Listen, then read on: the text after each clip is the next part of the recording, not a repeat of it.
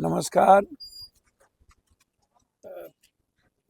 कल से मेरे मन में कई तरह की उत्सुकता लगी हुई है। कभी रामभद्र कुछ बोल रहे हैं, कभी शंकराचार्य बोल रहे हैं। शंकराचार्य ने तो कह दिया कि आरक्षण की जरूरत ही नहीं, आरक्षण को मिटा देना चाहिए और एसटी एक्ट भी मिटा देना चाहिए। एसटी एक्ट को खत्म कर देने की जरूरत है। हम शंकराचार्य जी का बहुत सम्मान करते हैं। शंकराचार्य जी सदियों सदियों से, बरसों बरसों से यह देश मूलवासी आदिवासी का रहा है। शिव हमारे आराध्य गुरु रहे हैं।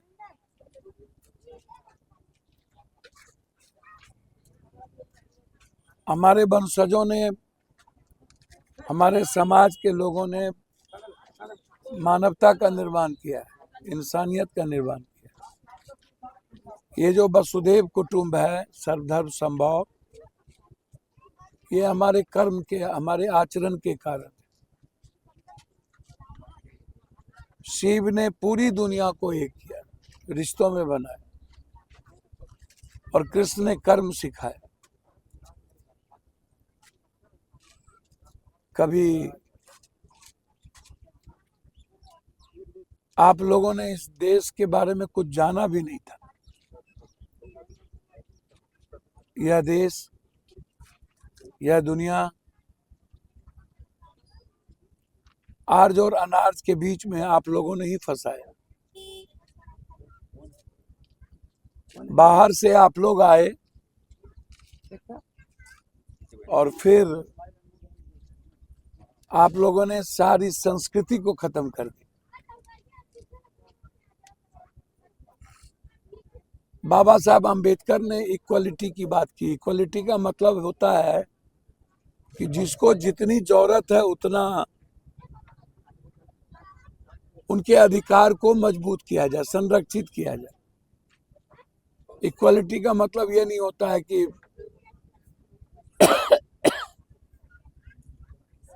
जिसको मिला हुआ उसको भी मिलते रहे। समानता जरूरी।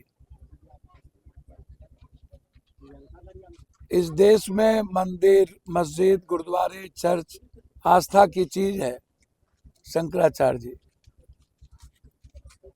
ये हमारे जीवन की पद्धति है और हम सब लोग पूजा करते हैं, पाठ करते हैं, इबादत करते हैं। धर्म का संबंध राजनीति से नहीं है, धर्म का अध्यात्म से, अध्यात्म का संबंध हमारे जीवन से है। लेकिन आप लोगों को तो कोई मतलब रहता नहीं है। कभी बोल देंगे मथुरा काशी, मथुरा काशी मेरी बपोती है। जब तक यह देश के हर बच्चा, हर घर के लोग पढ़ेंगे नहीं, तब तक स्वर्णिम अक्षर में भारत का नाम नहीं लिखा जाएगा। भारत आत्मनिर्भर कब होगा या विश्व गुरु कब बनेंगे? जब हमें आर्थिक आजादी मिलेगी, हर घर को 1 लाख रुपये, हर व्यक्ति को जीने का राइट मिलेगा, कॉमन जस्टिस होगा, कोई अभाव में नहीं होगा, कोई डरा हुआ नहीं होगा, और कोई भी बच्ची, कोई भी परिवार के लोग बिना शिक्षा के नहीं रहेंगे। ये अंधा, काना, बहरा जो मन आता है बोलते हैं। मंदिर, मस्जिद, गुरुद्वारे, चर्च से हमारा देश विश्व गुरु नहीं बनेगा। हमारा देश विश्व गुरु बनेगा कि किसी पर एजुकेशन और हेल्थ का, स्वास्थ्य और शिक्षा का बोझ ना पड़े। और एक तरह करना है, 1 nation 1 education, 1 nation 1 health, 1 nation 1 justice. कुछ भी बोल दो। अब आप कह रहे हैं कि SC ST को हटा दो, आरक्षण हटा दो, हटा दीजिए, जिसकी जितनी जनसंख्या उतनी भागीदारी कर दीजिए, हिस्सेदारी कर दीजिए। यदि SC ST की EBC का जनसंख्या OBC का ज्यादा है तो कर दीजिए कि देश के लगभग जगहों पर CM यही लोग हों, लगभग मंदिर मठों पर आप भागीदारी कर लीजिए।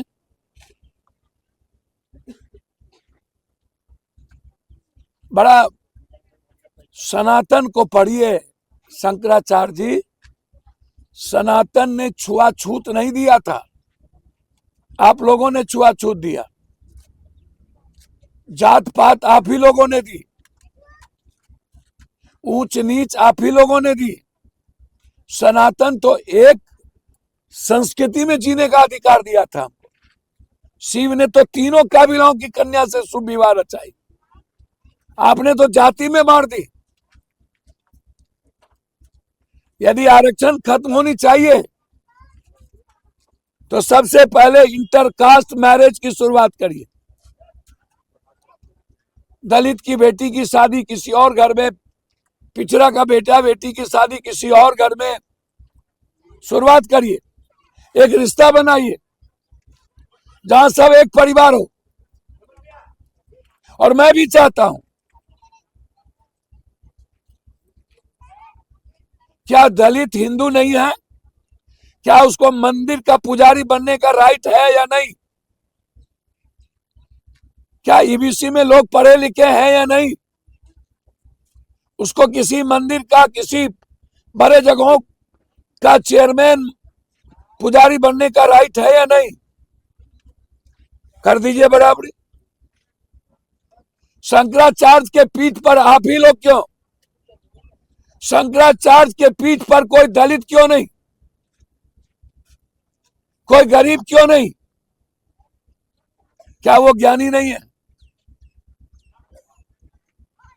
एकदम खत्म करिए आरक्षण। लेकिन देश के PM और राष्ट्रपति से लेकर निचले तबके पर बिल्कुल आप हिस्सेदारी और भागीदारी की बात कर दीजिए, करिए। और मैं मानता हूं SC ST एक्ट जो है वो EBC एट्रोसिटी, किसी पर कोई प्रताड़ित ना करे, कोई गाली ना दे, कोई जुल्म ना करे। तो जुल्म तो किए ही। सड़क पर चलने की आजादी थी क्या ST EBC को? सड़क पर ये करने की अब थी क्या? आप हमको बताइए जरा।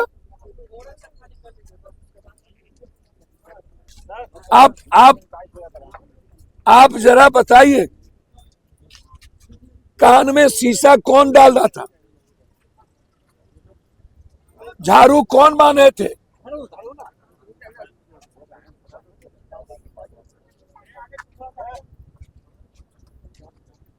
कौन? शंकराचार्य जी कौन?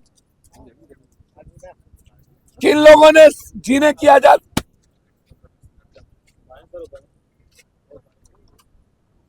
किन लोगों ने जीने की आजादी छीनी? आप लोगों ने।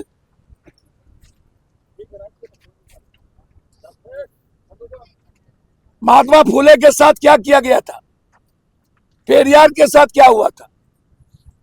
सावित्रीबाई फुले के साथ क्या हुआ था? पढ़ने की आजादी किसने छीनी?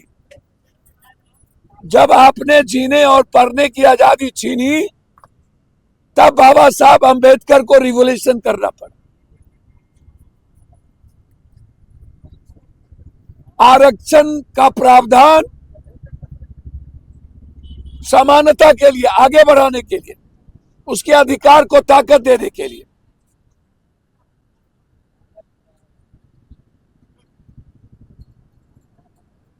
घोड़े पर नहीं चढ़ेंगे, पगड़ी नहीं मानेंगे मां शादी में, कुर्सी पर बैठने की आजादी आज भी नहीं है, उत्तर प्रदेश में मंदिर में जाने की आजादी आज भी नहीं है।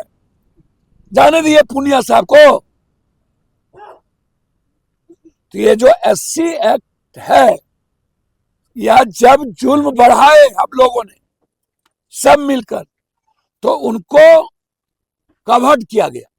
फिर आपको क्यों, हाँ, इसका गलत इस्तेमाल ना हो, तो गलत इस्तेमाल पॉलिटिशियन करते हैं, पॉलिटिकल पार्टी और पॉलिटिकल नेता करते हैं, समाज में ताकतवर लोग इसका इस्तेमाल करते हैं, गरीब नहीं, आम आदमी नहीं। इसीलिए जो मन में आता है पीठ पर बैठ करके नहीं करनी चाहिए शंकराचार्य जी। अभी चीफ जस्टिस ऑफ इंडिया जो रिटायर किए, उन्होंने क्रीमी लेयर को लेकर के अच्छी बात कही। इसीलिए न्याय का राज, कानून का राज रहने दीजिए। और यदि भारत को विश्व गुरु देखना चाहते हैं, तो हर घर के बच्चों की एजुकेशन को फ्री करिए, प्राइवेट स्कूल और प्राइवेट अस्पताल को बंद करिए, और 100% एजुकेशन को बढ़ाइए, और इकोनॉमी को डिसेंट्रलाइज करिए, आर्थिक आजादी दीजिए, और आम आदमी को न्याय व्यवस्था करिए। विश्व गुरु बनेगा भारत, हमारे बच्चे और हमारी बेटियां बढ़ाएगी। बाबा लोग से विश्व गुरु नहीं बनेगा, विश्व गुरु बनेगा इकोनॉमी से। इसलिए जो बात वक्तव्य शंकराचार्य के द्वारा दी गई, आप विचार करिएगा उनका वक्तव्य क्या है।